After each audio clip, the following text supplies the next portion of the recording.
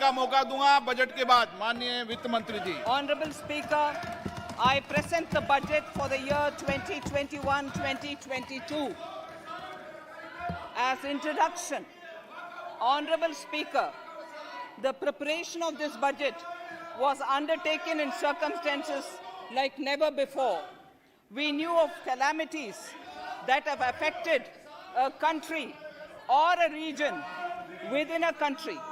But what we have endured with COVID-19 through 2020 is sui generis. When I presented the budget 2020-2021, we could not have imagined that the global economy, already in throes of a slowdown, would be pushed into an unprecedented contraction. We could not have also imagined then that our people, as those in other countries, would have to endure the loss of near and dear ones and suffer hardships brought about due to a health crisis. The risk of not having a lockdown was far too high. Within 48 hours of declaring a 3-week-long complete lockdown, the Prime Minister announced the Pradhan Mantri Garib Kalyan Yojana, valued at 2.76 lakh crores, that provided free food grain to 800 million people, free cooking gas for 80 million families for months, and cash directly to over 400 million farmers, women, elderly, the poor, and the needy. Even as a large section of citizens stayed home, milk, vegetables, fruit suppliers, health and sanitary workers, truck drivers, railways and public transport workers, bank employees, electricity workers, our annadatas, police, firemen, and the armed forces all had to go about their work as normal, but with the additional anxiety of the virus hanging over them. We recognize this, and I think I speak on behalf of everybody in this august house when I express my heartfelt gratitude to these men and women for how they were able to carry out their work and duty to provide for the nation's basics over those crucial months. Speaker, sir, for public good, honorable members of parliament and members of legislative assemblies too offered their salaries. In May 2020, the government announced the Atmanirbhar Bharat package. To sustain the recovery further into the year, we also rolled out 2 more Atmanirbhar packages, 2 and 3. Total financial impact of all the Atmanirbhar Bharat packages, including measures taken by the RBI, was estimated to be about 27.1 lakh crores, which amounts to more than 13% of our GDP. As a government, we kept a watch on the situation and were proactive in our responses. The government, led by the Prime Minister, stretched its resources to deliver for most vulnerable sections of our society, the poorest of the poor, the Dalits, the tribals, the elderly, the migrant workers, and our children.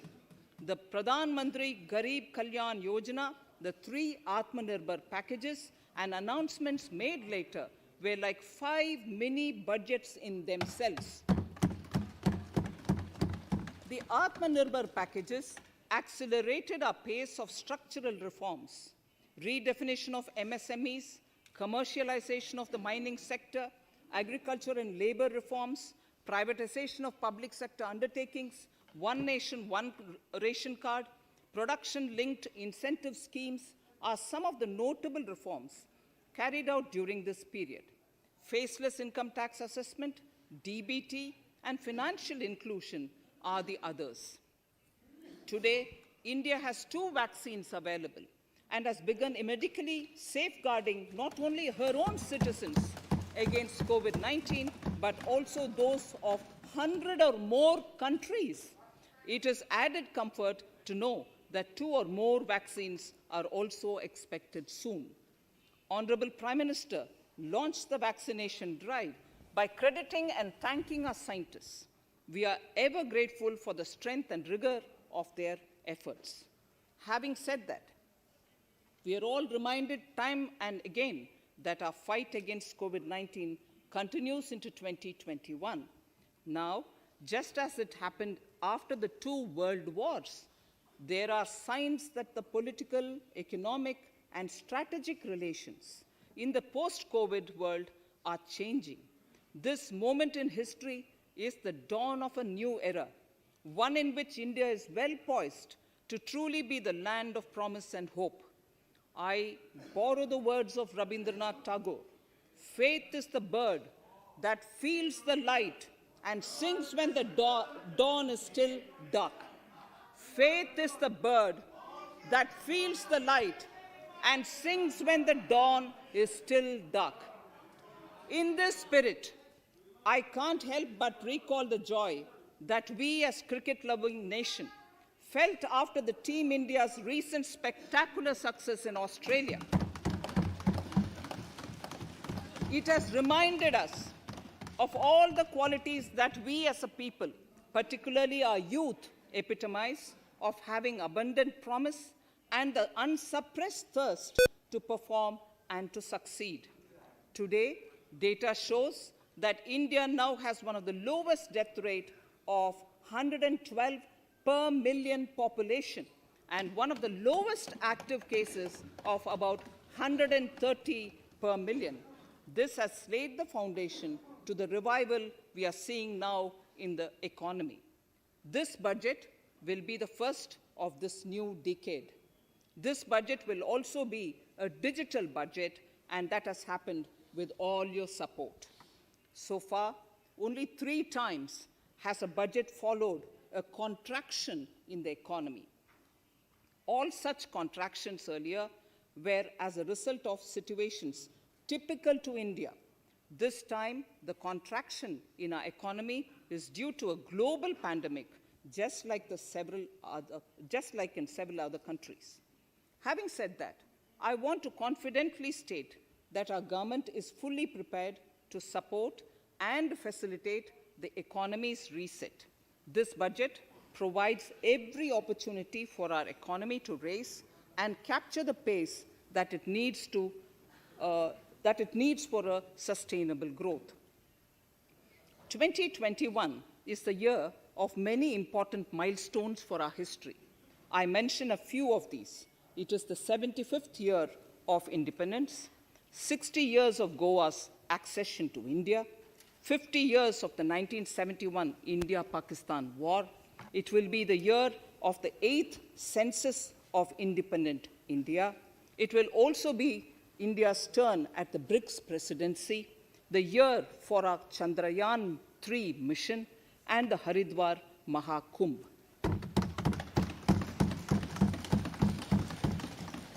Honorable Speaker, before I commence Part A of the budget, I want to take a moment to acknowledge how isolating and distancing seemed like insurmountable challenges for a country like ours that has people coming together in times of crisis.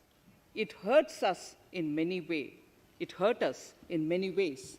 I bow my head in respect to every citizen for the endurance shown in facing what was an undeniably a tough year for all our physical and mental well-being. Part A. In Part A, I wish to lay a vision for Atmanirbhar Bharat. Atmanirbhar Bharat or Atmanirbharta is not a new idea. Ancient India was largely self-reliant and equally a business epicenter of the world. Atmanirbhar Bharat is an expression of the 130 crore Indians who have full confidence in their capabilities and skills. We are already part of international groupings such as the G20 and the BRICS, the Coalition for Disaster Resilient Infrastructure, and the International Solar Alliance are realities today due to India's efforts. The proposals in Part A will further strengthen the sankalp of nation first doubling farmers' income, strong infrastructure, healthy India, good governance, opportunities for youth, education for all, women empowerment, and inclusive development, among others.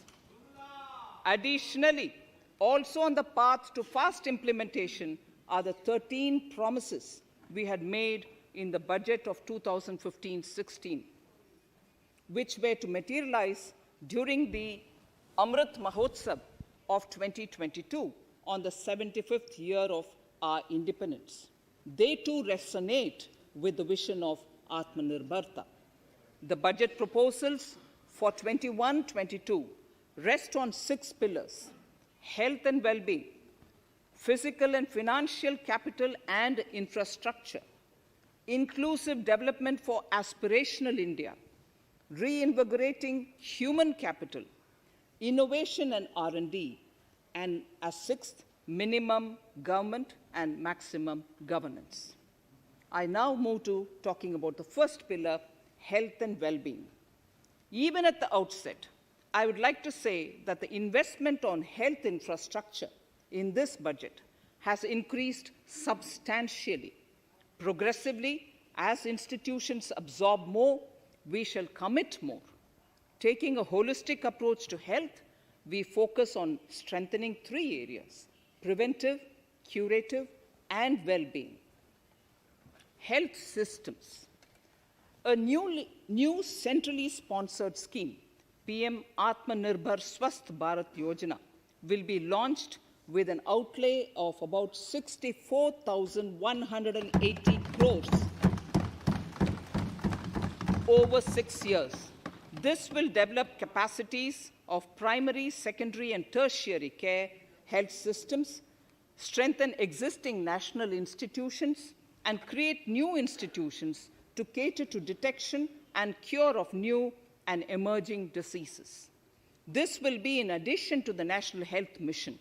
The main interventions under the scheme are support for over 17,000 rural and 11,000 urban health and wellness centers, setting up integrated public health labs in all districts, and 3,382 block public health units in 11 states, establishing critical care hospital blocks in 602 districts and 12 central institutions, strengthening of National Center for Disease Control, its 5 regional branches and 20 metropolitan health surveillance units, expansion of the integrated health information portal to all states and UTs to connect all public health labs, operationalization of 17 new public health units, and strengthening of 33 existing public health units at points of entry, that is, at 32 airports, 11 seaports, and 7 land crossings, setting up of 15 health emergency operation centers and 2 mobile hospitals, and setting up of a National Institution for One Health, a regional research platform for WHO, World Health Organization, Southeast Asia Region Office, 9 biosafety level 3 laboratories, and 4 regional national institutes for virology. Nutrition. To strengthen nutritional content, delivery, outreach, and outcome, we will merge the supplementary nutrition program and the Poshan Abhiyan and launch the Mission Poshan 2.0. We shall adopt an intensified strategy to improve nutritional outcomes across 112 aspirational districts. Universal coverage of water supply. The World Health Organization has repeatedly stressed the importance of clean water, sanitation, and clean environment as a prerequisite to achieving universal health. The Jal Jeevan Mission Urban will be launched. It aims at universal water supply in all 4,378 urban local bodies with 2.86 crores household tap connections, as well as liquid waste management in 500 Amrit cities. It will be implemented over 5 years with an outlay of 2,87,000 crores. Swachh Bharat and Swasth Bharat. For further Swachhata of urban India, we intend to focus on complete fecal sludge management and wastewater treatment, source segregation of garbage, reduction in single-use plastic, reduction in air pollution by effectively managing waste from construction and demolition activities, and bioremediation of all legacy dump sites. The Urban Swachh Bharat Mission 2.0 will be implemented with a total financial allocation of 1,41,678 crores over a period of 5 years from 2021. Clean air. To tackle the burgeoning problem of air pollution, I propose to provide an amount of 2,217 crores of rupees for 42 urban centers with a million-plus population in this budget. Scrapping policy. We are separately announcing, Honorable Speaker, a voluntary vehicle scrapping policy to phase out old and unfit vehicles. This will help in encouraging fuel-efficient, environment-friendly vehicles, thereby reducing vehicular pollution and oil import bills. Vehicles would undergo fitness tests in automated fitness centers after 20 years in case of personal vehicles and after 15 years in case of commercial vehicles. Details of the scheme will be separately shared by the ministry. Vaccines. The pneumococcal vaccine, a made-in-India product, is presently limited to only 5 states. It will be rolled out across the country. This will avert more than 50,000 child deaths annually. Honorable Speaker, I have provided 35,000 crores of rupees for COVID-19 vaccine in this year, 21-22. I am committed to provide further funds if required. So the budget outlay for health and well-being is 2,23,846 crores in this BE 21-22, as against the BE of only 94,452 crores, and it marks an increase of 137%. The details of the same are at Annexure 1 of the speech. Honorable Speaker, I now move to the second pillar, physical and financial capital and infrastructure. Atmanirbhar Bharat, production-linked incentive schemes are things which I would like to place an emphasis. For a $5 trillion economy, our manufacturing sector has to grow in double digits on a sustained basis. Our manufacturing companies need to become an integral part of global supply chains, possess core competence and cutting-edge technology. To achieve all of the above, PLI schemes to create manufacturing global champions for an Atmanirbhar Bharat have been announced for 13 sectors. For this, the government has committed nearly 1.97 lakh crores over 5 years starting this financial year. This initiative will help bring scale and size in key sectors, create and nurture global champions, and provide jobs to our youth. Textiles. To enable the textile industry to become globally competitive, attract large investments, and boost employment generation, a scheme of mega investment textiles park will be launched in addition to the PLI schemes. This will create world-class infrastructure with plug-and-play facilities to create global champions in exports. 7 textile parks will be established over 3 years. Infrastructure. The National Infrastructure Pipeline, which I announced in December 2019, is the first of its kind. Whole of government exercise ever undertaken by Government of India. The NIP was launched with 6,835 projects. The project pipeline has now expanded to 7,400 projects.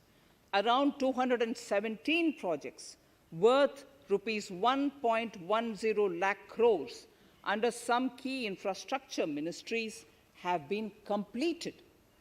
The NIP is a specific target which this government is committed to achieving over the coming years. It will require major increase in funding from both the government and the financial sector. In this budget, I propose to take concrete steps to do this in 3 ways. Firstly, by creating the institutional structures. Secondly, by a big thrust on monetizing assets.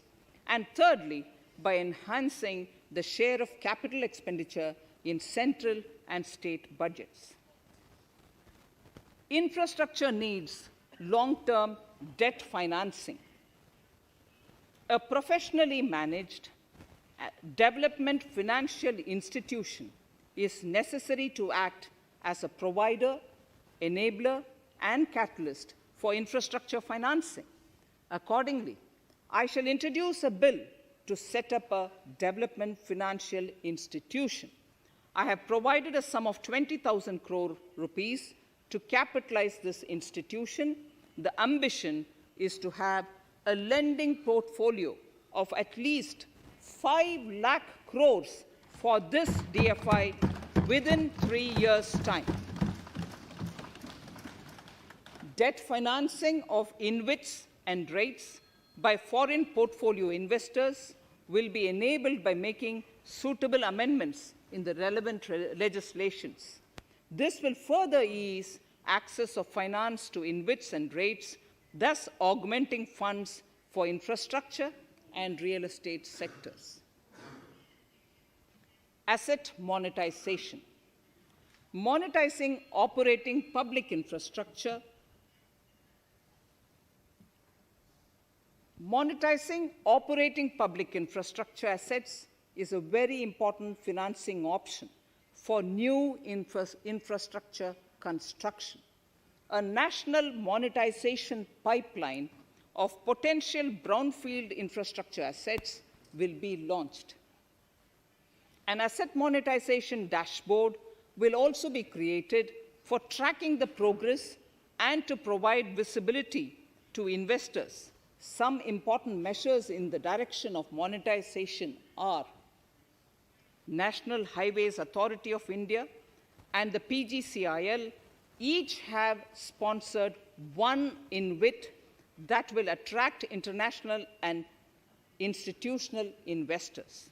5 operational roads with an estimated enterprise value of 5,000 crores of rupees are being transferred to the NHAI InvIT.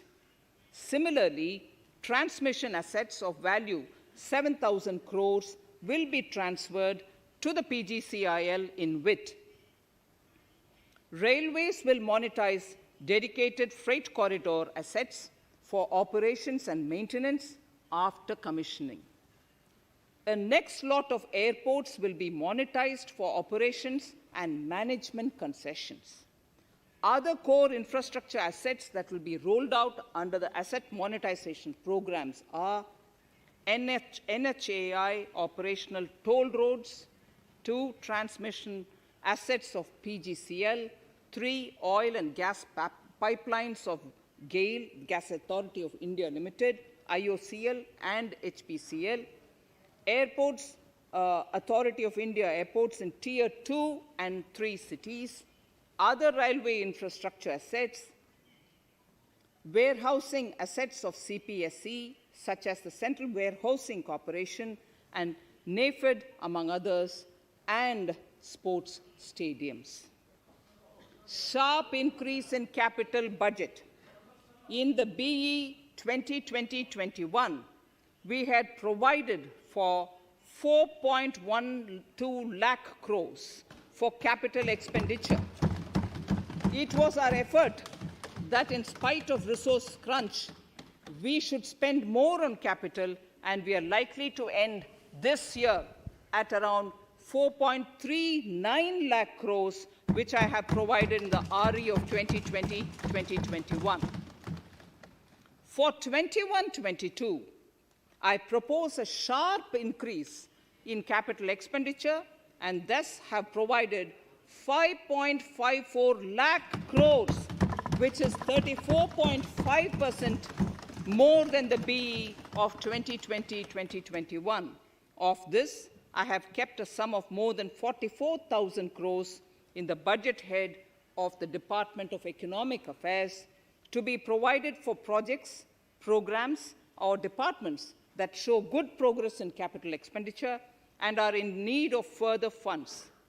Over and above this expenditure, we would also be providing more than 2 lakh crores to states and autonomous bodies for their capital expenditure. We will also work out specific mechanisms to nudge states to spend more of their budget on creation of infrastructure.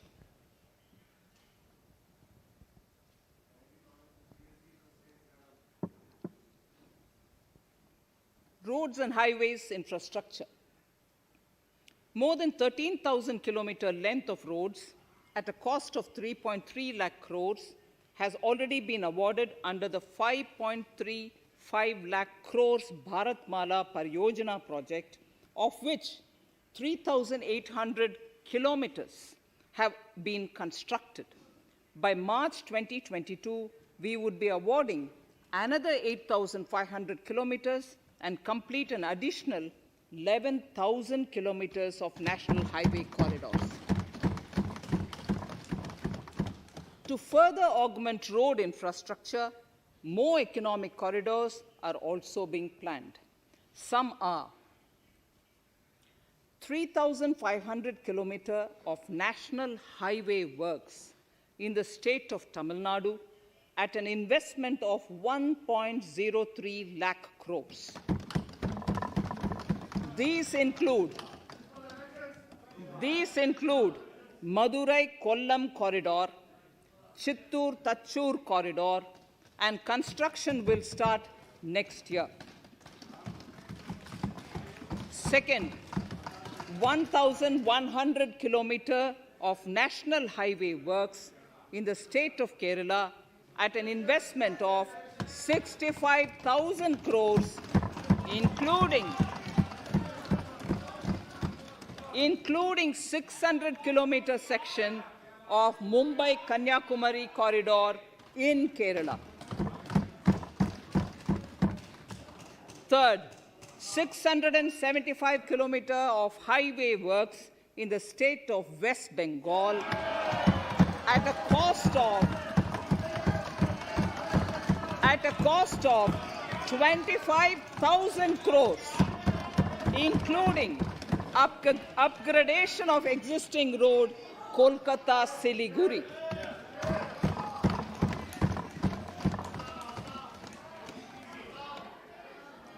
National highway works of around 19,000 crores are currently in progress in the state of Assam.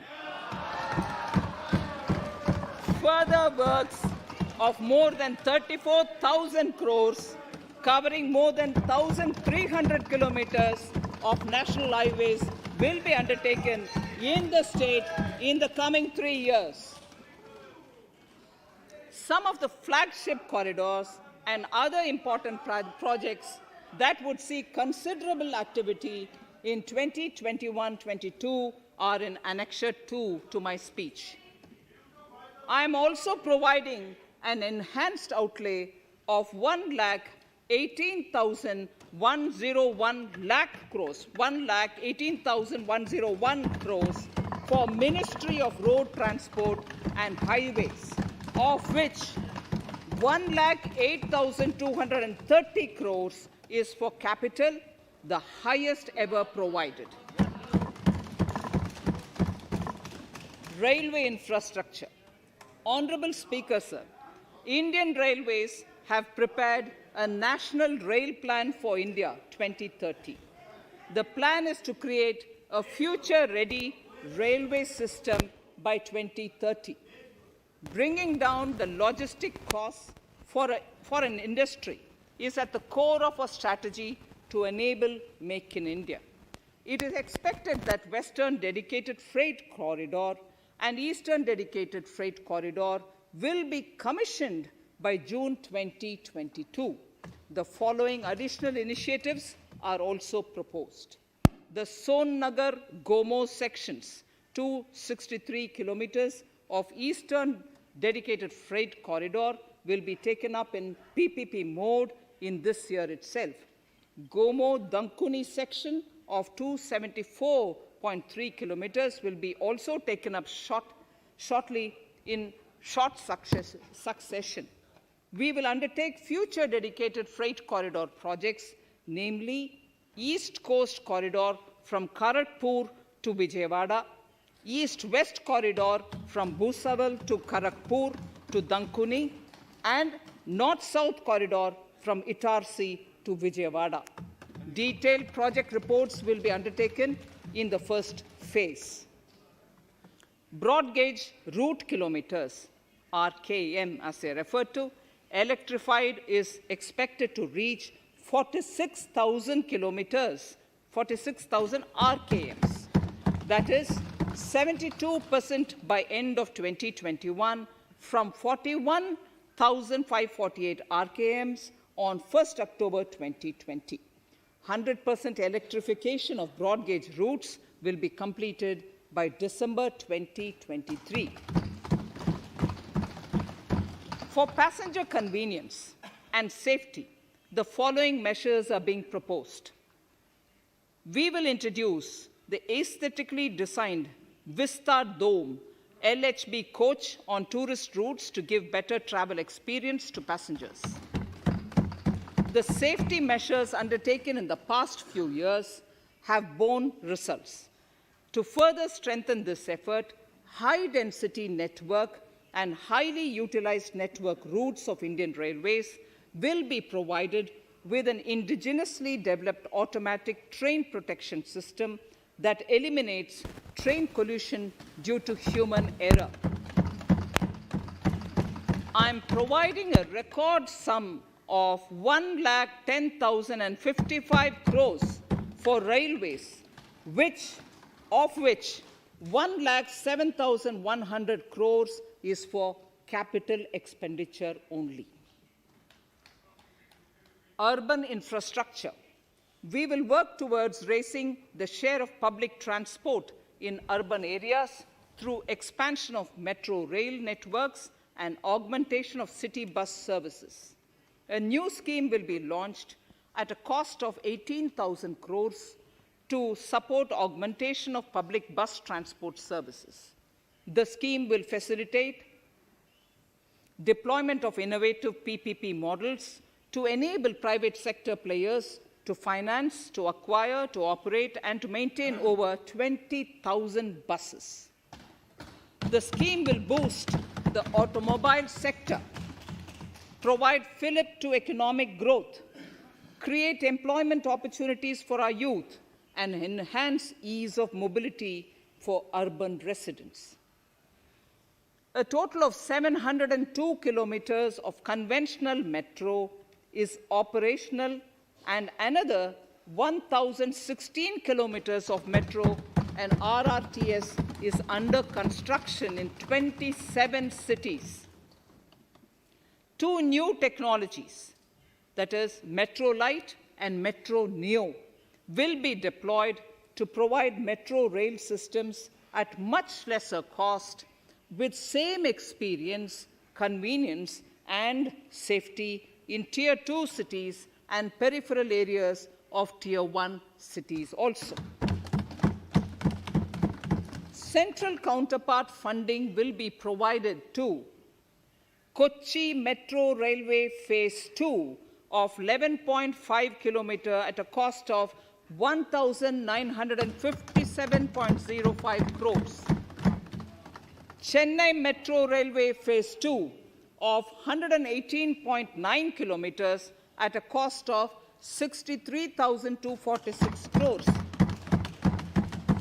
Bengaluru Metro Railway Project Phase 2A and 2B of 58.19 kilometers at a cost of 14,788 crores.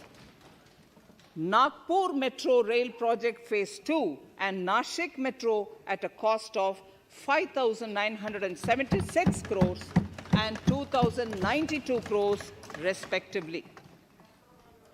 Power infrastructure.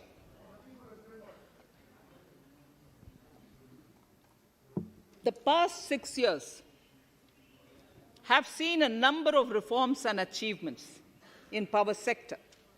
We have added 139 gigawatts of installed capacity, connected an additional 2.8 crore households, and added 1.41 lakh circuit kilometers of transmission lines. The distribution companies across the country are monopolies, either government or private. There is a need to provide choice to the consumers by promoting competition.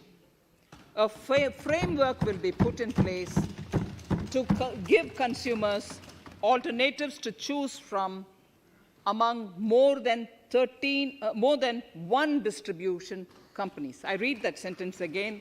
A framework will be put in place to give consumers alternatives to choose from among more than one distribution company. The viability of distribution companies is a serious concern. A revamped, reforms-based, result-linked power distribution sector scheme will be launched with an outlay of 3,05,984 crores over 5 years. The scheme will provide assistance to DISCOMs for infrastructure creation, including prepaid smart metering, feeder separation, upgradation of systems, etc., tied to financial improvements. Prime Minister, while speaking at the third reinvestment conference, private partner will manage it for them. For the purpose,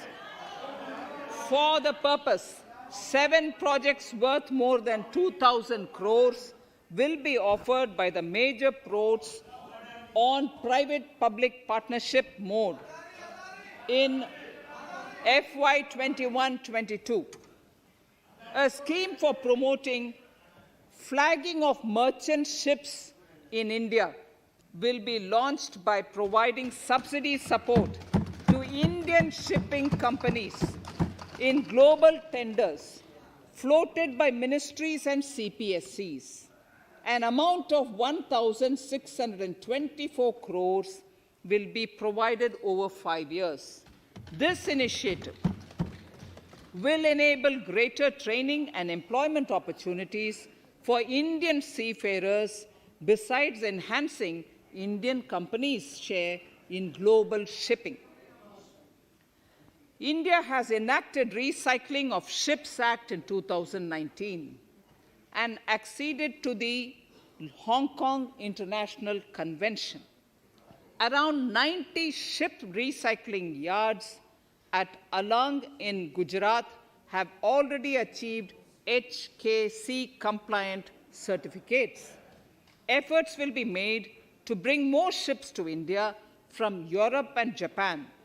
Recycling capacities of around 4.5 million light displacement ton LDT will be doubled by 2024.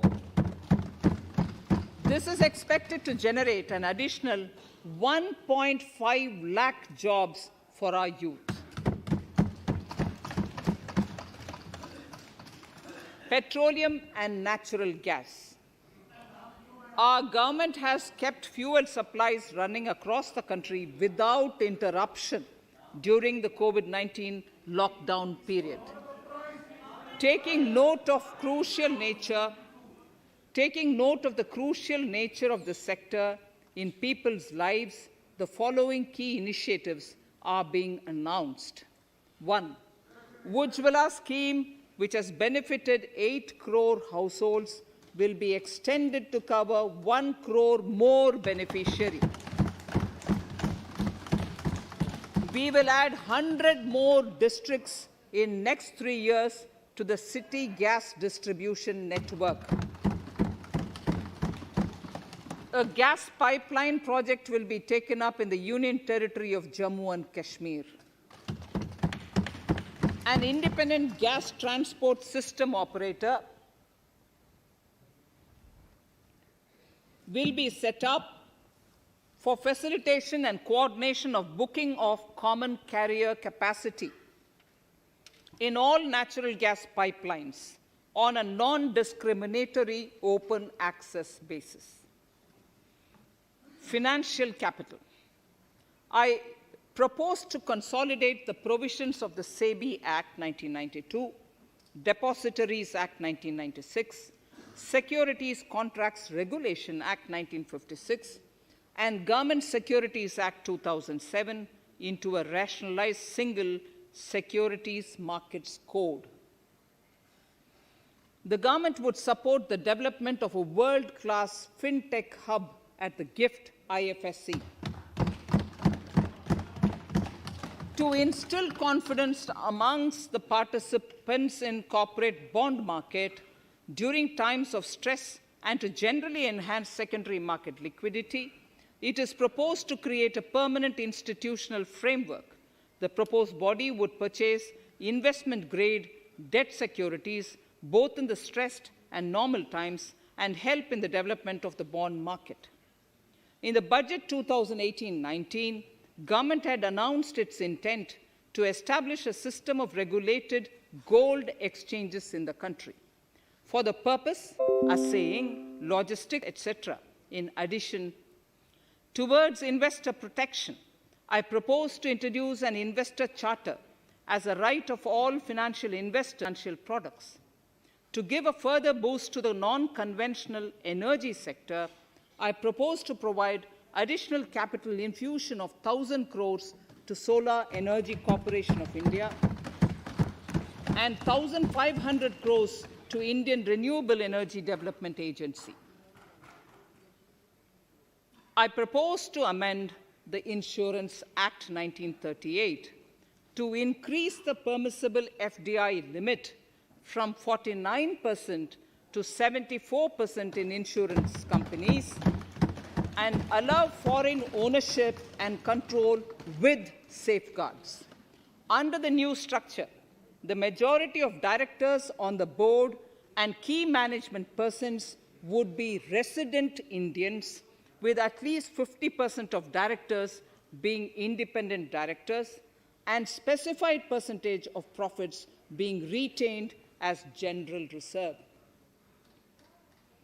Stressed asset resolution by setting up a new structure.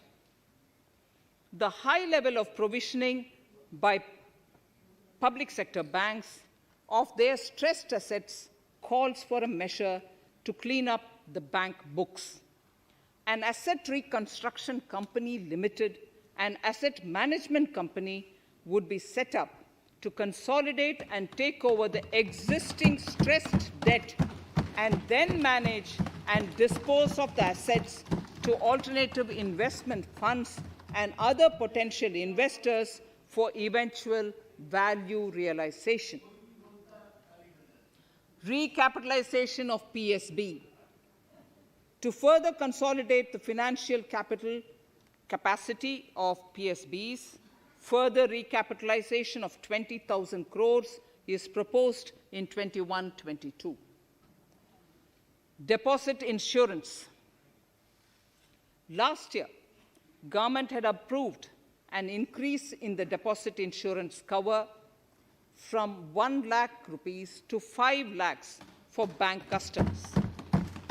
I shall be moving amendments to DICGC Act 1961 in this session itself to streamline the provision so that if a bank is temporarily unable to fulfill its obligations, the depositors of such bank can get easy and time-bound access to their deposits to the extent of the deposit insurance cover.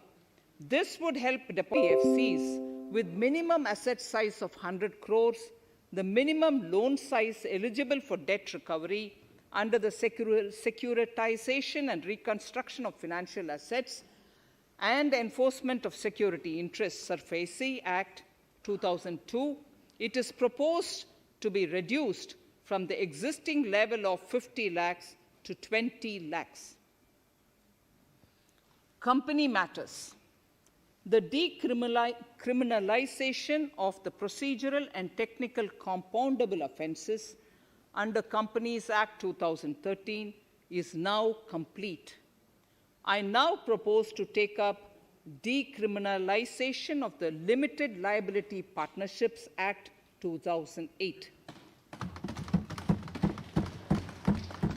Honourable Speaker, I propose to revise the definition under the Companies Act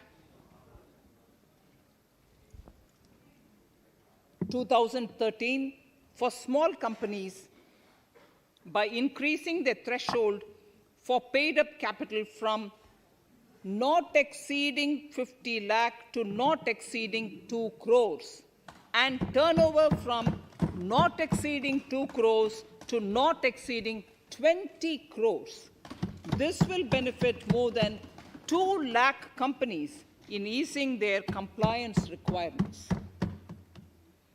As a further measure which directly benefits startups and innovators, I propose to incentivize the incorporation of one-person companies by allowing one-person companies to grow without any restriction on paid-up capital and turnover, allowing their conversion into any other type of company at any time, reducing the residency limit for an Indian citizen to set up an one-person company from 182 days to 120 days, and allow also non-resident Indians to incorporate OPCs in India.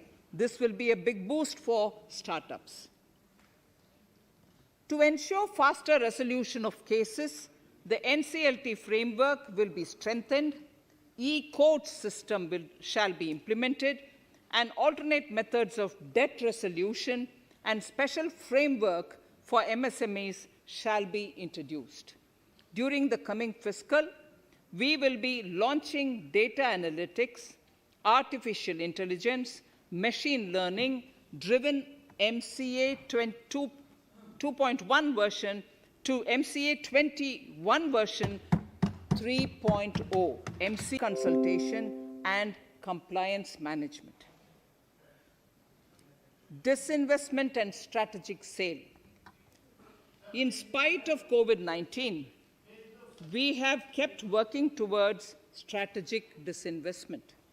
A number of transactions, namely BPCL, Air India, Shipping Corporation of India, Container Corporation of India, IDBI Bank, Bharat Earth Movers Limited, Pavan Hans, Neelachal Ispat Nigam Limited, among others, would be completed in 21-22.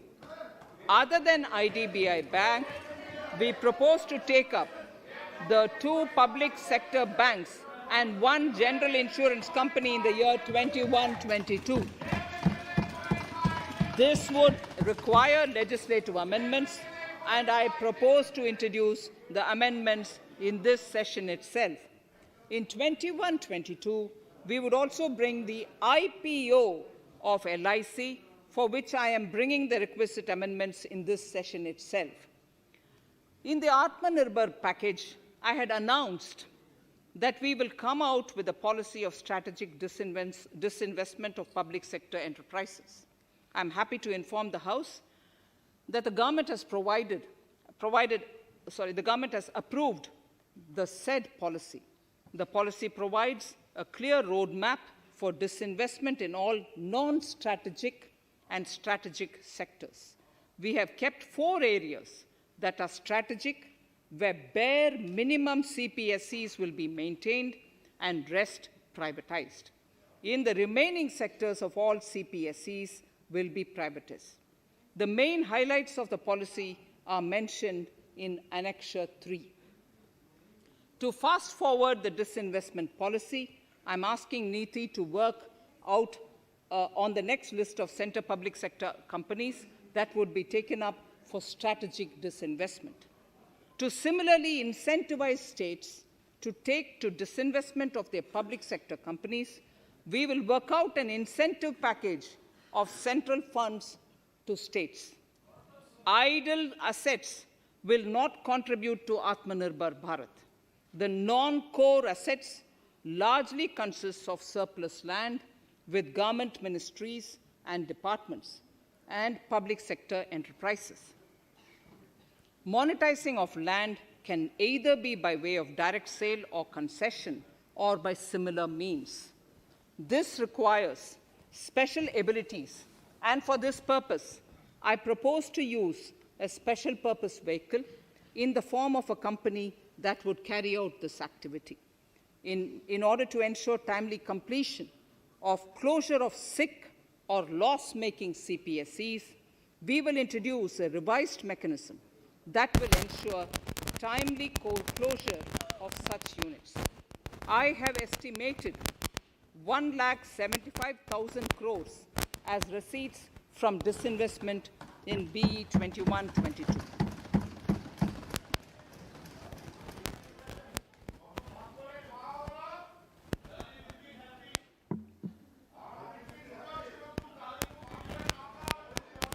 Government financial reforms. Under the Treasury single account, the TSA system, autonomous bodies directly draw funds from the government's account at the time of actual expenditure, saving interest costs. We will extend the TSA system for universal application from 21-22. On the recommendation of the 15th Finance Commission, we have undertaken a detailed exercise to rationalize and bring down the number of centrally sponsored schemes. This will enable consolidation of outlays for better impact.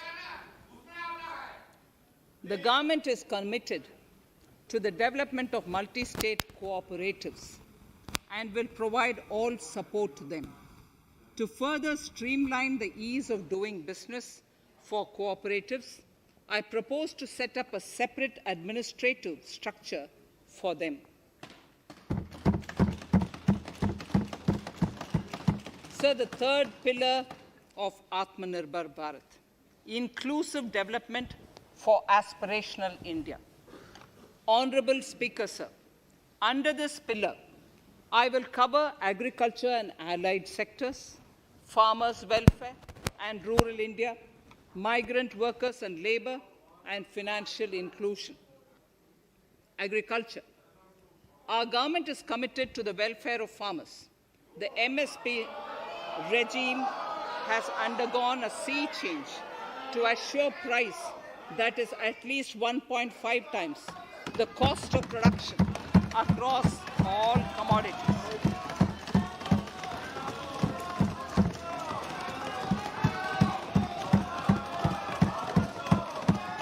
The procurement has also continued to increase at a steady pace. This has resulted in increase in payment to farmers substantially. In case of wheat, a total amount paid to farmers in 2013-14, Honorable Speaker, sir, the data that I give now is important for all honorable members to kindly hear. In case of wheat, the total amount paid to farmers in 2013-14 was 33,874 crores. In 2019-20, it was 62,802 crores. And even better, Honorable Speaker, in 2020-2021, this amount paid to farmers was 75,060 crores.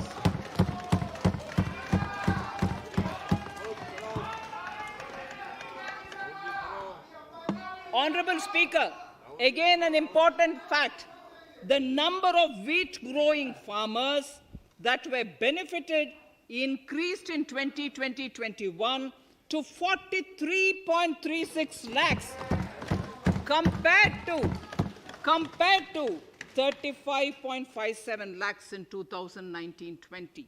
That much of an increase within 1 year. For paddy, again an important data, for paddy, the amount paid in 2013-14 was 63,928 crores. In 2019-20, this increased to 1,41,930 crores. Even better, in 2020-2021, this is further, in 2020-21, this is further estimated, and I'm saying this is further estimated because the procurement is ongoing, and therefore I can't give you the final figure. This is further estimated to increase to 1,72,752 crores. The number of farmers benefited increased from 1.24 crores in 2019-20 to 1.54 crores in 2020-21. In the same way, Honorable Speaker, sir, in the case of pulses, the amount paid in 2013-14 was 236 crores. In 2019-20, this was increased to 8,285 crores. Now in 2021, it is at 10,530 crores. More than 40 times increase from 2013-14. The receipts to cotton farmers have seen a stupendous increase from 90 crores in 2013-14 to 25,974 crores I'm giving you data as of 27th January 2021. This is bound to increase. From 90 crores for cotton farmers in 2013-14 to 25,974 crores in 2021. All the details in complete narration is available in Annexure 4 to my speech. Early this year, Honorable Prime Minister had launched the Swamitwa scheme. Under this, a record of rights is being given to property owners in villages. Up till now, about 1.80 lakh property owners in 1,241 villages have been provided cards. I propose during 21-22 to extend this to cover all states and union territories. To provide adequate credit to our farmers, I have enhanced the agricultural credit target to 16.5 lakh crores in this year. We will focus on ensuring increased credit flow to animal husbandry, Pashupalan, dairy, and to Matsyakar, to the fisheries. We are enhancing the allocation to the Rural Infrastructure Development Fund from 30,000 crores to 40,000 crores. The Micro Irrigation Fund, with a corpus of 5,000 crores, has been created under NABARD I propose to double it by augmenting it by another 5,000 crores. To boost value addition in agriculture and allied products and their exports, the scope of Operation Green Scheme that is presently applicable to only tomatoes, onions, and potatoes will be enlarged to include 22 perishable crops. Around 1.68 lakh crore farmers, around 1.68 crore farmers are registered, and 1.14 lakh crores of rupees trade value has been carried out through e-NAMs, the National Agricultural Market. Keeping in view the transparency and the competitiveness that e-NAM has brought into the agricultural market, 1,000 more mandis will be integrated with the e-NAM. Honorable Speaker, sir, with all this, the Agricultural Infrastructure Fund would be made available to the APMCs for augmenting their infrastructure facilities.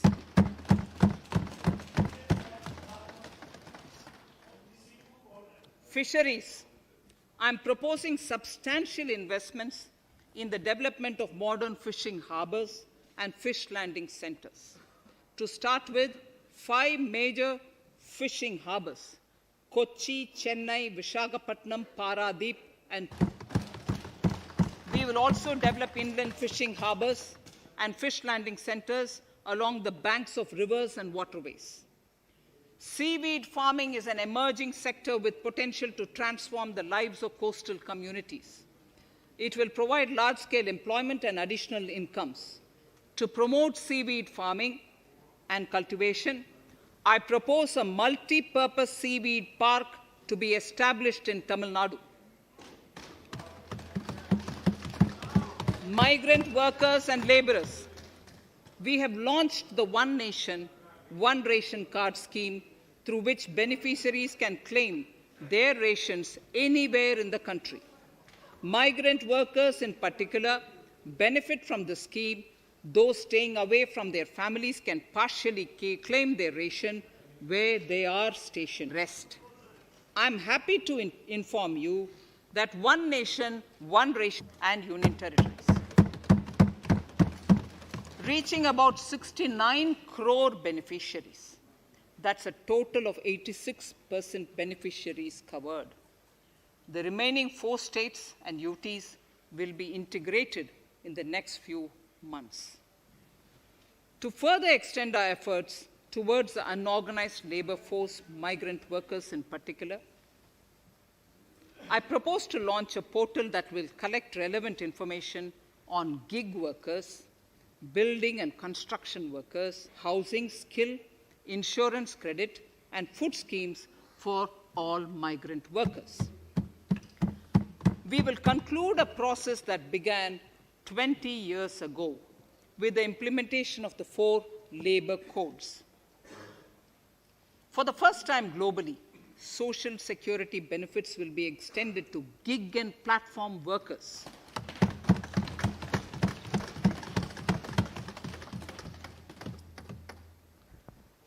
Minimum wages will apply to all categories of workers, and they will all be covered by the Employees State Insurance Corporation. Women will be allowed to work in all categories and also in the night shifts with adequate protection. At the same time, compliance burden on employers will be reduced with a single registration and licensing and online returns. Financial inclusion. To further facilitate credit flow under the scheme of Stand Up India for the scheduled castes and scheduled tribes and also women, I propose to reduce the margin money requirement from 25% to 15% only, and to also include loans for activities in allied sectors, in allied activities in agriculture. We have taken a number of steps to support the MSME sector. In this budget, I have provided 15,700 crores to this sector, more than double of the last year's BE. Honorable Speaker, sir, I now go to the fourth pillar, reinvigorate. The national education policy announced recently has had good reception. In school education, more than 15,000 schools will be qualitatively strengthened to include all components of the national education policy. They shall emerge as exemplar schools in their regions, hand-holding and mentoring other schools to achieve the ideals of policy. 100 new Sainik schools will be set up in partnership with NGOs, private schools, and states. Higher education. In Budget 2019-20, I had mentioned about the setting up of a higher education commission in India. We would be introducing the legislation this year to implement the same. It will be an umbrella body having 4 separate vehicles for standard setting, accreditation, regulation, and funding. Many of our cities have various institutions, universities, and colleges supported by the Government of India. Hyderabad, for example, has about 40 major institutions. In 9 such cities, we will create a formal umbrella structure so that these institutions can have better synergy while also retaining their internal autonomy. A glue grant will be set aside for this purpose. For accessible higher education in Ladakh, I propose to set up a central university in Leh.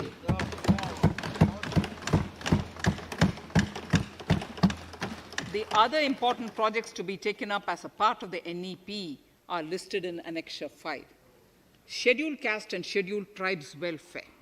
We have set ourselves a target of establishing 750 Eklavya model residential schools in our tribal areas. I propose to increase the unit cost of each such school from 20 crores, which is what it is now, to 38 crores, and for hilly and difficult areas to 48 crores. This would help creating robust infrastructure facilities for our tribal students. We have revamped the post-metric scholarship scheme for the welfare of scheduled caste students. I have also enhanced the central assistance in this regard. We are allotting 35,219 crores for 6 years till 25-26 to benefit 4 crores scheduled caste students. Skilling. In 2016, we had launched the National Apprenticeship Promotion Scheme. The government proposes to amend the Apprenticeship Act with a view to further enhancing apprenticeship opportunities for our youth. We will realign the existing scheme of National Apprenticeship Training Scheme for providing post-education apprenticeship, training of graduates and diploma holders in engineering. Over 3,000 crores will be provided for this purpose. An initiative is underway, Honorable Speaker, in partnership with the United Arab Emirates to benchmark skill qualifications, assessment, and certification, accompanied by the deployment of certified workforce. We also have a collaborative training, intertraining program between India and Japan to facilitate transfer of Japanese industrial and vocational skills, techniques, and knowledge. We will take forward this initiative with many more countries also.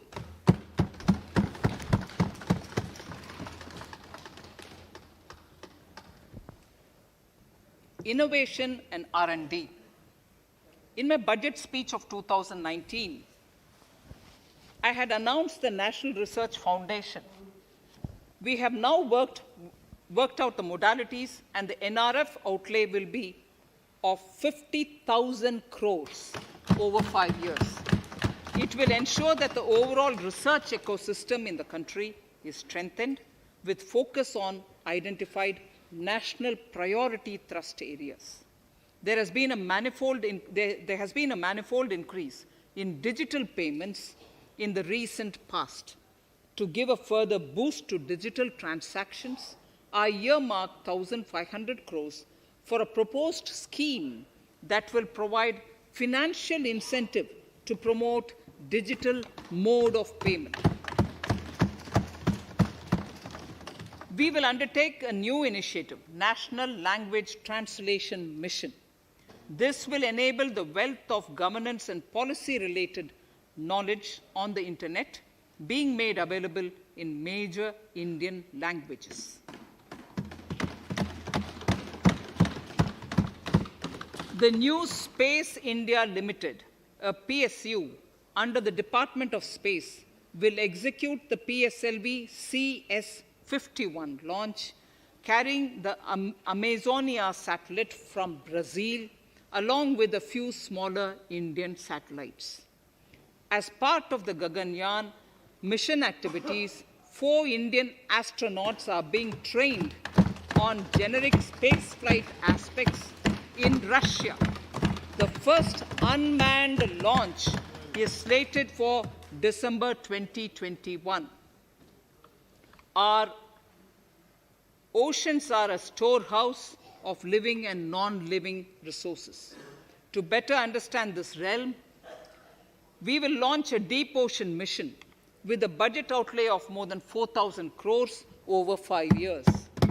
This mission will cover deep ocean survey exploration and projects for the conservation of deep sea biodiversity. Minimum government, maximum governance. Honorable Speaker, sir, this is the last of the 6 pillars. This will outline plans for reforms in one of our core principles of minimum government, maximum governance. We have taken a number of steps to bring reforms in tribunals in the last few years for speedy delivery of justice. Continuing with the reforms process, I now propose to take further measures to rationalize the functioning of tribunals. We have introduced the National Commission for Allied Healthcare Professionals Bill in Parliament. National Commission for Allied Healthcare Professionals Bill in the Parliament, with a view to ensure transparent and efficient regulation of 56 allied healthcare professionals. Additionally, to bring about transparency, efficiency, and governance reforms in the nursing profession, the National Nursing and Midwifery Commission Bill will be introduced by the government for passing. To have ease of doing business for those who deal with government or CPSEs and carry out contracts, I propose to set up a conciliation mechanism and mandate its use for quick resolution of contractual disputes. This will instill confidence in private investors and contractors. Honorable Speaker, sir, the forthcoming census could be the first digital census in the history of India.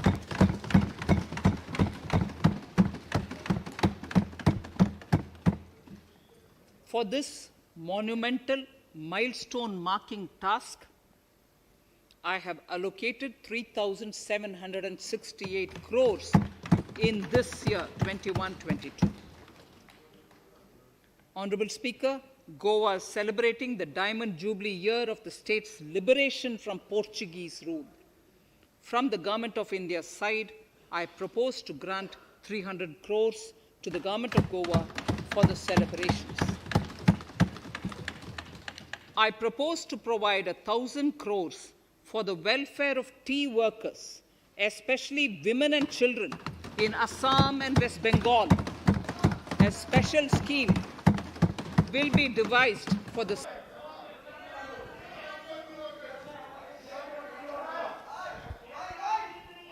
fiscal position.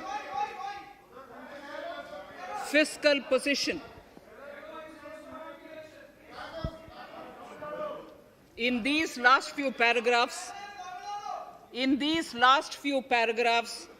of part A of my speech, I draw the attention of this august House to the fact that at the beginning of the current financial year, the pandemic's impact on the economy resulted in a weak revenue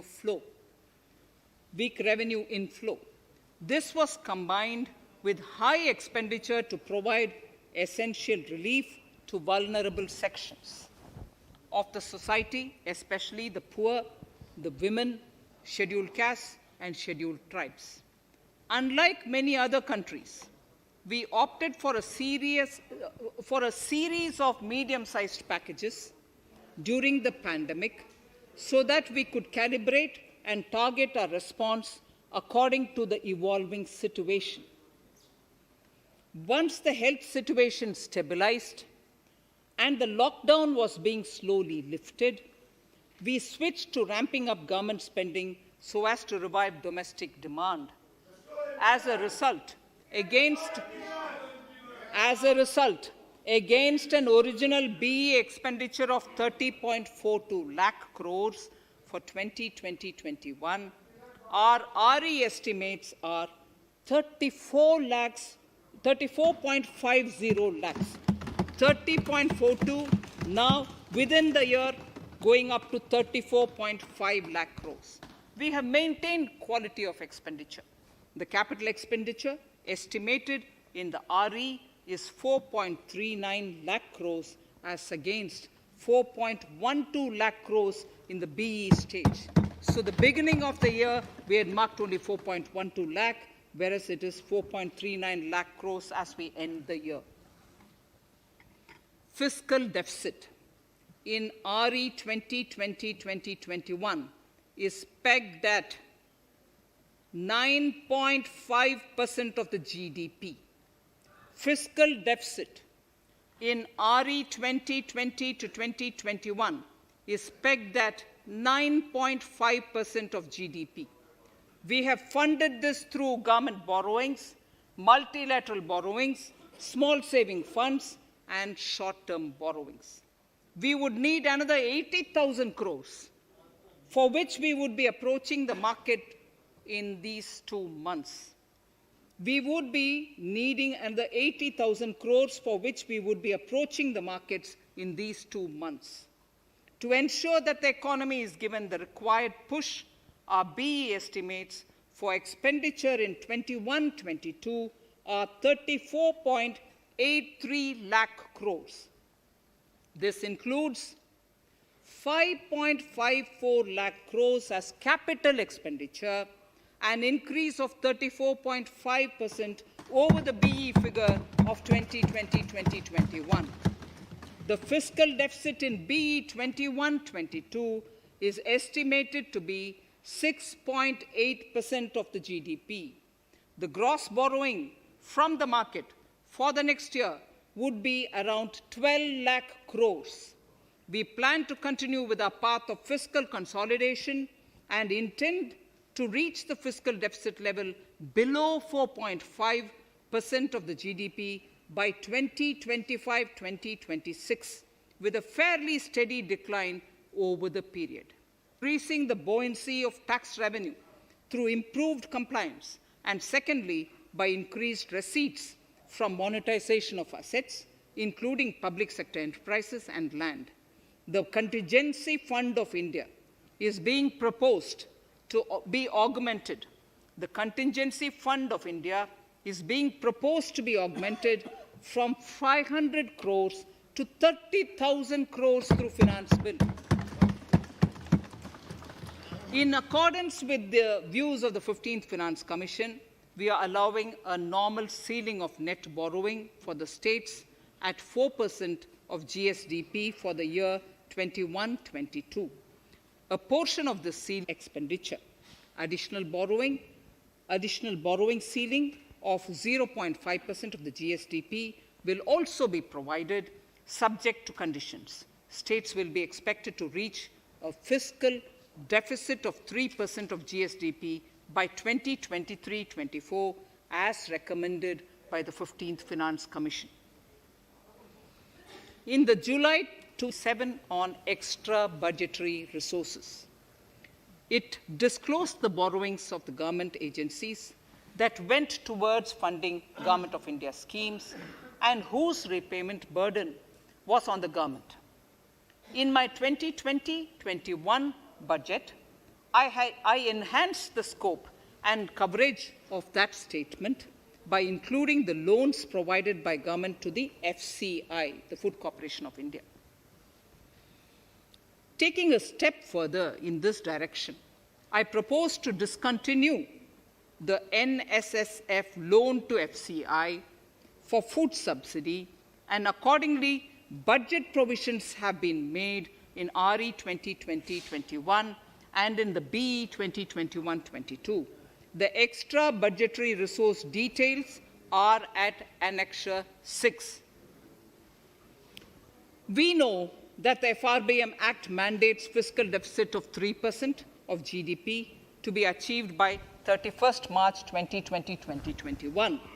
The effect of this year's unforeseen and unprecedented circumstances has necessitated the submission of a deviation statement under Sections 4 of Subclause 5 and Section 7, Subclause 3b of the FRBM Act, which I am laying on the table of the House as part of the FRBM documents. Towards achieving central government fiscal deficit along the broad path that I have already indicated, I will be introducing an amendment to the FRBM Act. Honorable Speaker, on the 9th of December 2020, the 15th Finance Commission submitted its final report covering the period 2021 to 2026 to the Rashtrapati Ji. The government has laid the Commission's report along with the explanatory memorandum in the Parliament, retaining the vertical shares of the states at 41%. We recognize our commitment to fiscal federalism and propose, therefore, to adhere to this recommendation. Jammu and Kashmir in the 14th Finance Commission was entitled to get devolution being a state. Now the funds of the UTs of Jammu Kashmir and Ladakh would be provided by the centre. I have also provided on the Commission's recommendation 1,18,452 crores as revenue deficit grant to 17 states, 1,340 crores to 14 states in 2020-21. Honourable Speaker, I would now move to Part B of my speech.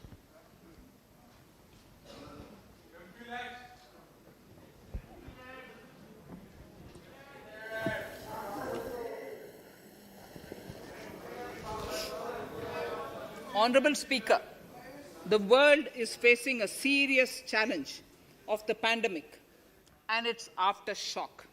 In these trying times, when many economies are struggling to revive, our people and our industry have exhibited remarkable resilience. As I mentioned already, post-pandemic, a new world order seems to be emerging, one in which Asia is poised to occupy a prominent position, and India will have a leading role therein. In this scenario, our tax system has to be transparent, efficient, and should promote investments and employment in our country. At the same time, it should put minimum burden on our taxpayers. I borrow the words of Thiruvalluvar, the saint. Yetralum, Eatalum, Kathalum, Katha Vaguthalum, Nalla Valladarasu. A king or a ruler is the one who creates and acquires wealth, protects and distributes it for common good. Tirukkural. Direct tax proposals. Keeping this in mind, the words of Tirukkural, our government introduced a series of reforms in the direct tax system for the benefit of our taxpayers and economy. Few months prior to the pandemic, in order to attract investments, we slashed our corporate tax rate to make it among the lowest in the world. The dividend distribution tax too was abolished. The burden of taxation on small taxpayers was eased by increasing rebates. In 2020, the return filers saw a dramatic increase to 6.48 crores from 3.31 crores in 2014. the direct tax administration, we had recently introduced the faceless assessment and faceless appeal. I now seek to take further steps to simplify the tax administration, ease compliance, and reduce litigation. Relief to senior citizens. I begin my direct tax proposals by offering my pranam to our senior citizens. Many of them, despite having foregone several basic necessities of their own, have strived to build our nation. Now, in the 75th year of independence of our country, when we continue our endeavor with renewed vigor, we shall reduce compliance burden on our senior citizens who are 75 years of age and above. For senior citizens who only have pension and interest income, I propose exemption from filing their income tax returns.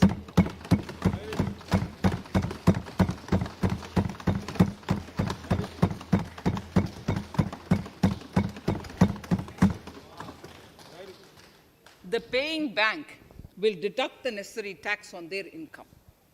Reduction in time for income tax proceedings. This is a very key announcement, if you ask me. Honorable Speaker, presently an assessment can be reopened up to 6 years and in serious tax fraud cases for up to 10 years. As a result, taxpayers have to remain under uncertainty for a very long time. I therefore propose to reduce this time limit for reopening of assessments to 3 years from the present 6 years.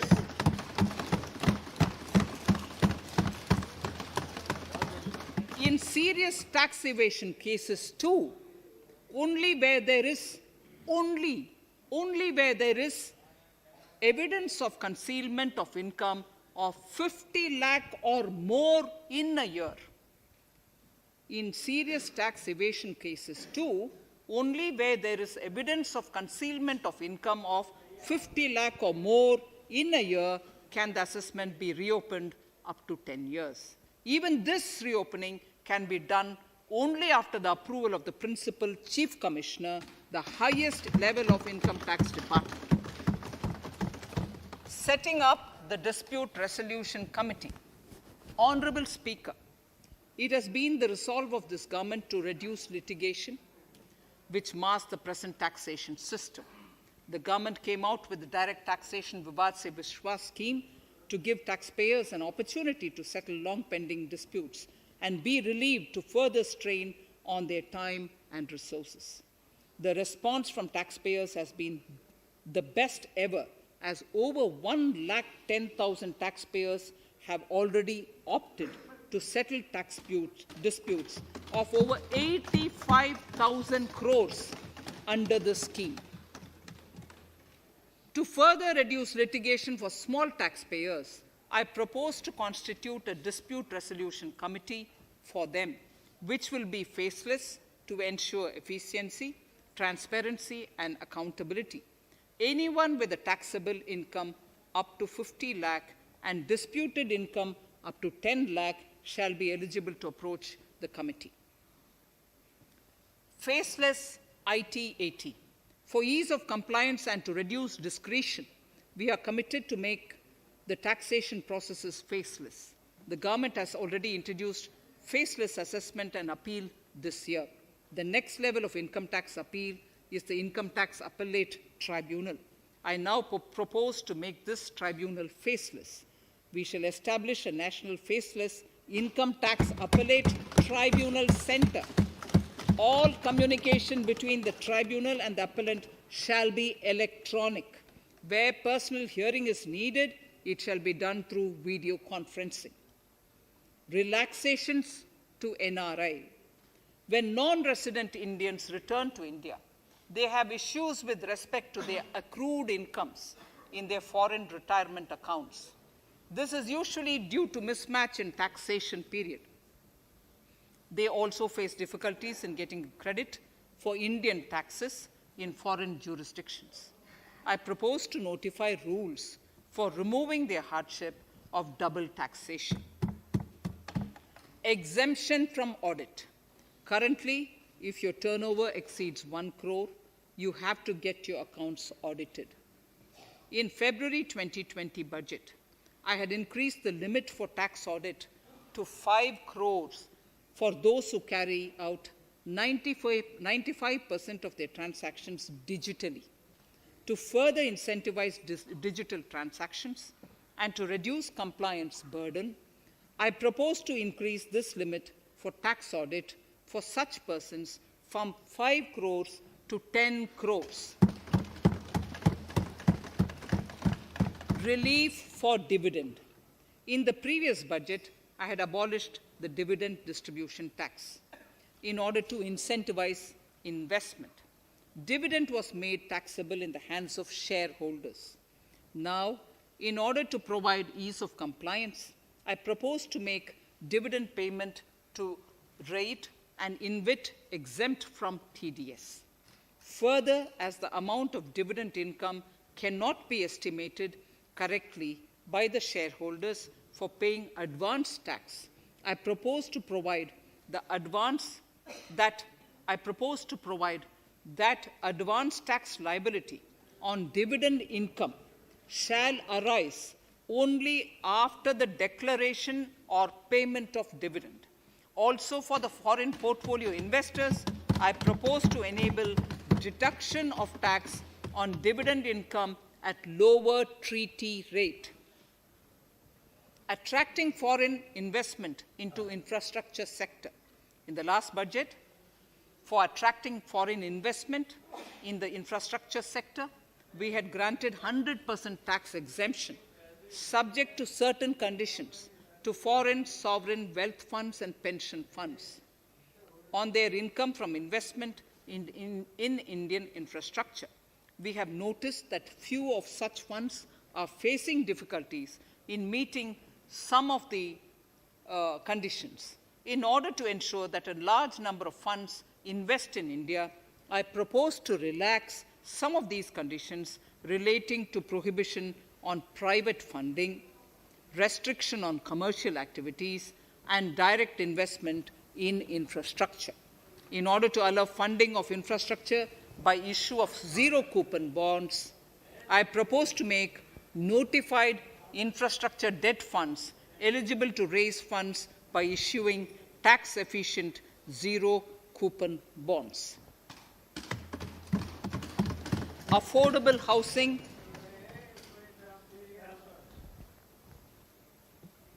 Affordable housing and rental housing. This government sees housing for all and affordable housing as priority areas. In July 2019 budget, I provided an additional deduction of interest amounting to 1.5 lakh for loan taken to purchase an affordable house. I propose to extend the eligibility of this condition by 1 more year to 31st March 2022. The additional deduction of 1.5 lakh shall therefore be available for loans taken up to 31st March 2022 for the purchase of affordable houses. Further, to keep up the supply of affordable houses, I propose that the affordable housing projects can avail a tax holiday for 1 more year till 31st March 2022. These are available now for projects also. We are committed to promote supply of affordable rental housing for migrant workers. For this, I propose to allow tax exemption for notified affordable rental housing projects. Tax incentives to IFSC. As I mentioned in Part A of this speech, the government is committed to making the International Financial Services Center in GIFT City a global financial hub. In addition to the tax incentives already provided, I propose to include, among others, tax holiday for capital gains for aircraft leasing companies, tax exemption for aircraft lease rentals paid to foreign lessors, tax incentive for relocating foreign funds in the IFSC, and to allow tax exemption to the investment division of foreign banks located in the IFSC. pre-filling of returns. Honorable Speaker, in order to ease compliance for the taxpayer, details of salary income, tax payments, TDS, etc., already come pre-filled in income tax returns. To further ease filing of returns, details of capital gains from listed securities, dividend income, and interest from banks, post office, etc., will also be now pre-filled. Relief to small trusts. We hope to reduce compliance burden on small charitable trusts running educational institutions and hospitals. So far, there is a blanket exemption to such entities whose annual receipt does not exceed 1 crore of rupees. I now propose to increase this amount to 5 crores. Labour welfare.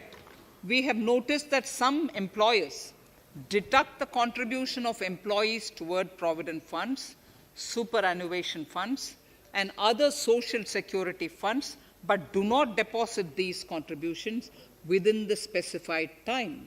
For these employees, this means a loss of interest or income. In cases where an employer later becomes financially unviable, non-deposit results in a permanent loss for the employees. In order to ensure that employees' contributions are deposited on time, I reiterate that the late deposit of employees' contribution by the employer will not be allowed as deduction to the employer.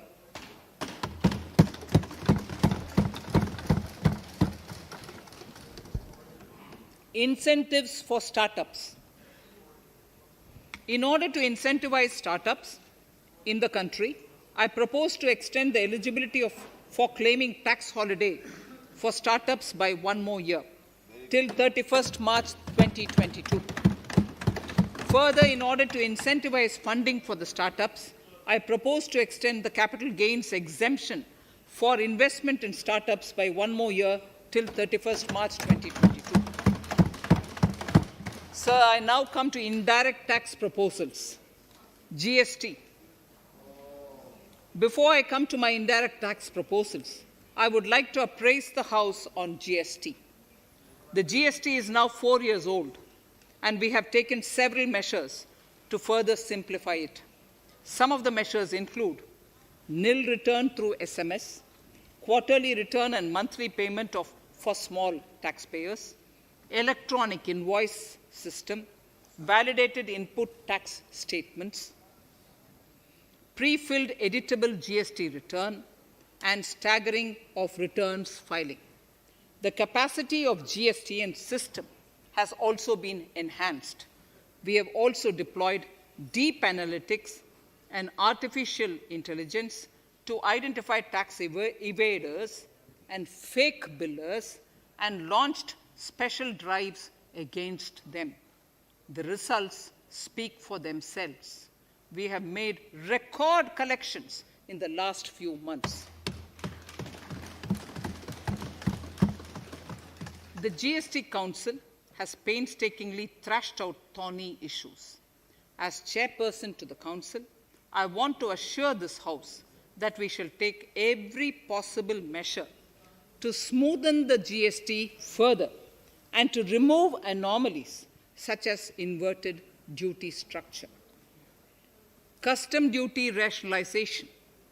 Our custom duty policy should have the twin objective of promoting domestic manufacturing and helping India get on to global value chain and export better. The thrust now has to be on easy access to raw materials and exports of value-added products.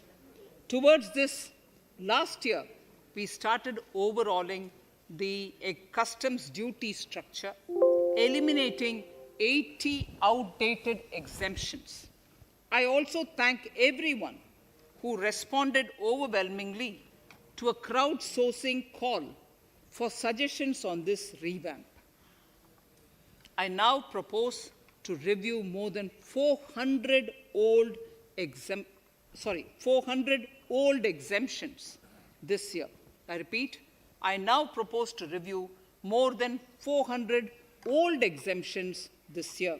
We will conduct this through extensive consultations, and from 1st October 2021, we will put in place a revised customs duty structure free of distortions. I also propose that any new customs duty exemptions, therefore, henceforth will have validity up to 31st March, following 2 years from the date of the issue. Electronic and mobile phone industry. Domestic electronic manufacturing has grown rapidly. We are now exporting items like mobiles and chargers. For greater domestic value addition, we are withdrawing a few exemptions on part of chargers and subparts of mobiles. Further, some parts of mobiles will move from nil rate to a moderate 2.5%. Iron and steel. MSMEs and other user industries have been severely hit by a recent sharp rise in iron and steel prices. Therefore, we are reducing customs duty uniformly to 7.5% on semis, flats, and long products of non-alloy, alloy, and stainless steels. To provide relief to metal recyclers, mostly MSMEs, I am exempting duty on steel scrap for a period up to 31st March 2022. Further, I am also revoking ADD and CVD on certain steel products. Also, to provide relief to copper recyclers, I am reducing duty on copper scrap from 5% to 2.5%. Textiles. The textile sector generates employment and contributes significantly to the economy. There is a need to rationalize duties on raw material inputs to man-made textiles. We are now bringing nylon chain on par with polyester and other man-made fibers. We are uniformly reducing the BCD rates on caprolactam, nylon chips, nylon fiber, and yarn to 5%. This will help the textile industry, MSMEs, and also overall exports. Chemicals. We have calibrated customs duty rates on chemicals to encourage domestic value addition and to remove inversions. Apart from other items, we are reducing customs duty on naphtha to 2.5% to correct inversion. Gold and silver presently attract a basic customs duty of 12.5%. Since the duty was raised from 10% in July 19, prices of precious metals have risen sharply. To bring it closer to previous levels, we are rationalizing customs duty on gold and silver. Renewable energy. In Part A, we have already acknowledged that solar energy has huge promise for India. To build up domestic capacity, we will notify a phased manufacturing plan for solar cells and solar panels. At present, to encourage domestic production, we are raising duty on solar inverters from 5% to 20% and on solar lanterns from 5% to 15%. Capital equipment and auto parts. There is immense potential in manufacturing heavy capital equipment domestically. We will comprehensively review the rate structure in due course. However, we are revising duty rates on certain items immediately. We propose to withdraw exemptions on tunnel boring machine. It will attract a customs duty of 7.5% and its parts a duty of 2.5%. We are raising customs duty on certain auto parts to 15% to bring them on par with general rate on auto parts. MSME products. We are proposing certain changes to benefit MSMEs. We are increasing duty from 10 to 15% on steel screws and plastic builder wares. On prawn feed, we increase it from 5 to 15%. We are rationalizing exemption on import of duty-free items as an incentive to exporters of garments, leather, and handicraft items. Almost all of these items are made domestically by our MSMEs. We are withdrawing exemption on imports of certain kinds of leathers as they are domestically produced in good quantity and quality, mostly by MSMEs. We are also raising customs duty on finished synthetic gemstones to encourage domestic processing. agriculture products to benefit farmers. We are raising customs duty on cotton from nil to 10%, on raw silk and silk yarn from 10 to 15%. We are also withdrawing end-use based concession on denatured ethyl alcohol. Currently, rates are being uniformly calibrated to 15% on items like maize, bran, rice bran, oil cake, and animal feed additives. There is an immediate need to improve agricultural infrastructure so that we produce more while also conserving and processing agricultural output efficiently. This will ensure enhanced remuneration for our farmers. To earmark resources for this purpose, I propose an agricultural infrastructure and development cess on a small number of items. However, while applying this cess, we have taken care not to put additional burden on consumers on most items. Rationalization of procedures and easing of compliance. For their judicious application, we propose certain changes in the provisioning related to ADD, anti-dumping duty, and CVD, countervailing duty levies. To complete customs investigation, we are prescribing definite timelines. In 2020, we rolled out the Turant Customs Initiative, which brought in faceless, paperless, and contactless customs measures. With effect from September 2020, we have implemented a new procedure for administration of rules of origin. This has helped in putting a check on misuse of FTAs. The specific details of direct and indirect tax changes proposed are listed in the annexure to my speech. Honorable Speaker, sir, with these words, I commend the budget to this august House. Thank you.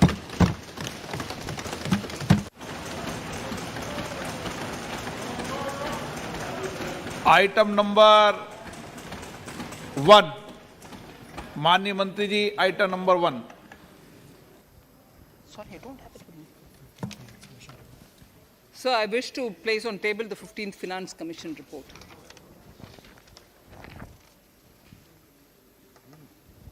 Item number 3, माननीय मंत्री जी।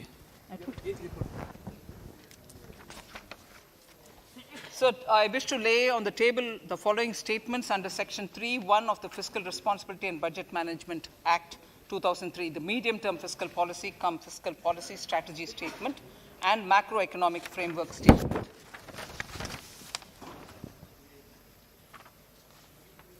Item number 4. So, I wish to seek your permission to move for leave to introduce the Finance Bill 2021. प्रश्न ये कि विधेयक को पुनर्स्थापित करने की अनुमति प्रदान की जाए। जो सदस्य इसके पक्ष में हाँ कहें, जो सदस्य इसके विरोध में ना कहें। मेरे विचार में निर्णय हाँ वालों के पक्ष में हुआ, हाँ वालों के पक्ष हुआ।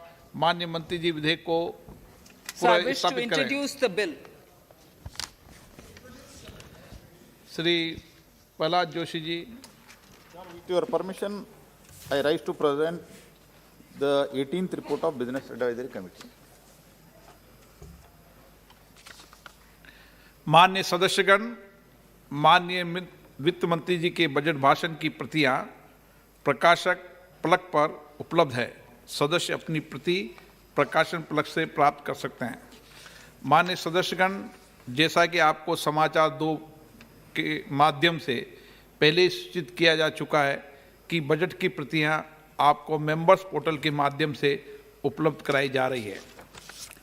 सभा की कार्रवाई मंगलवार दिनांक 2 फरवरी 2021 को दोपहर 4 बजे तक के लिए स्थगित की जाती है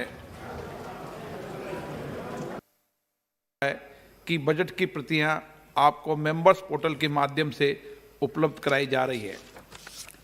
सभा की कार्रवाई मंगलवार दिनांक 2 फरवरी 2021 को दोपहर 4 बजे तक के लिए स्थगित की जाती है।